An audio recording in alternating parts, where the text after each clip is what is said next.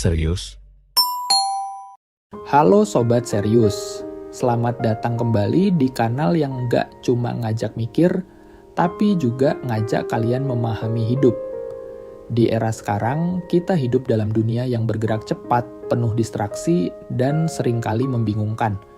Setiap hari ada saja hal yang harus dipikirkan, tugas kantor, rencana masa depan, hubungan pribadi, bahkan hal-hal kecil seperti kenapa mereka belum balas chat. Semua hal terasa penting dan akibatnya kita merasa seperti jongkok di atas gunung beban. Tapi, pernahkah Sobat Serius bertanya, kenapa semua ini terasa penting? Apakah benar semuanya harus kita pikirkan? Kalau kita melihat ke generasi muda saat ini, fenomena ini bukan hanya perasaan semata. Ada istilah populer yang menggambarkannya, analisis paralisis. Artinya, kita terlalu banyak menganalisis hingga tidak bisa bertindak. Misalnya, banyak anak muda yang ingin mulai usaha kecil-kecilan, tapi malah sibuk memikirkan hal yang belum tentu relevan seperti, gimana kalau nggak laku? Gimana kalau aku gagal? Apa kata orang? Atau apa yang harus aku unggah di media sosial? Alhasil, langkah pertama pun tidak pernah diambil. Ini seperti duduk di kursi kemudi mobil, tapi sibuk memikirkan jalur yang sempurna, sehingga mesin tidak pernah dinyalakan.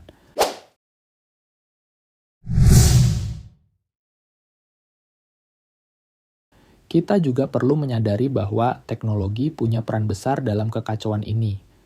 Media sosial misalnya tidak hanya membuat kita terhubung, tapi juga menciptakan kebingungan. Satu studi di tahun 2023 oleh Digital Wellbeing Institute menunjukkan bahwa rata-rata orang memegang ponsel mereka lebih dari 3 jam sehari. Apa saja yang dilakukan? Melihat kehidupan orang lain. Ini membentuk apa yang disebut comparison bias, yaitu kecenderungan untuk membandingkan diri dengan orang lain, yang terlihat lebih sempurna. Saat kamu melihat temanmu posting tentang liburan, pencapaian karir, atau bahkan hal sederhana seperti makanan yang enak, otakmu langsung bekerja kaya. Kenapa aku belum pernah ke sana ya? Apa aku kurang sukses? Atau hidupku kok biasa-biasa aja ya? Nah, inilah awal dari kekacauan, ketika hidup kita diatur oleh standar yang sebenarnya tidak kita tentukan sendiri.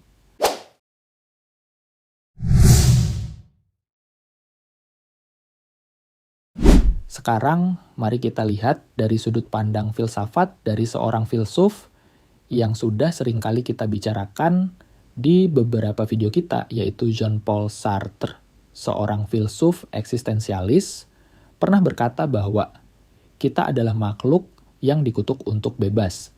Maksudnya apa? Maksudnya kita diberi kebebasan untuk memilih. Tapi ironisnya, kebebasan itu justru membebani kita. Lalu kenapa? Hal ini dikarenakan setiap pilihan membawa risiko dan konsekuensi. Misalnya, Sobat Serius mungkin pernah dihadapkan pada pilihan besar, lanjut kuliah atau bekerja. Pilihan ini melibatkan banyak hal yang kita pikirkan, dan semua terasa penting. Kalau aku kuliah, apa aku buang-buang waktu?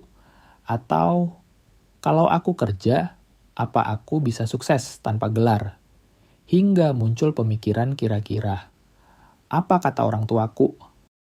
Terlalu banyak pilihan justru membuat kita tidak memilih apapun.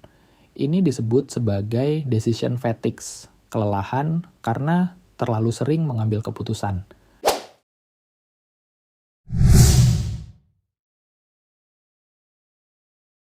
Dari sudut pandang sosiologi, generasi kita disebut sebagai generasi yang paling sibuk, tapi juga paling kehilangan arah. Menurut laporan Global Happiness Report tahun 2022, tingkat kebahagiaan rata-rata global menurun drastis karena orang merasa kehilangan kontrol atas hidup mereka. Bayangkan, di era teknologi yang seharusnya memudahkan hidup, justru banyak orang merasa lebih bingung. Sosiolog Zygmunt Bauman menyebut ini sebagai era modernitas cair, di mana segala sesuatu berubah begitu cepat sehingga kita sulit menemukan pijakan. pekerjaan, hubungan, bahkan identitas diri pun terasa seperti sesuatu yang sementara. Jadi, wajar jika kekacauan itu ada. Tapi pertanyaannya, apa yang bisa kita lakukan untuk mengatasinya?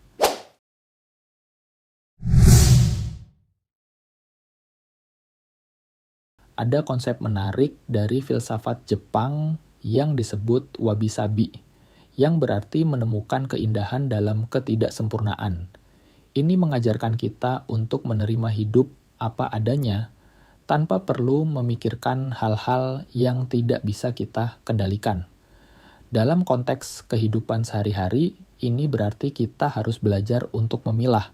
Pertama, apa yang benar-benar penting. Kedua, apa yang bisa ditunda atau bahkan diabaikan.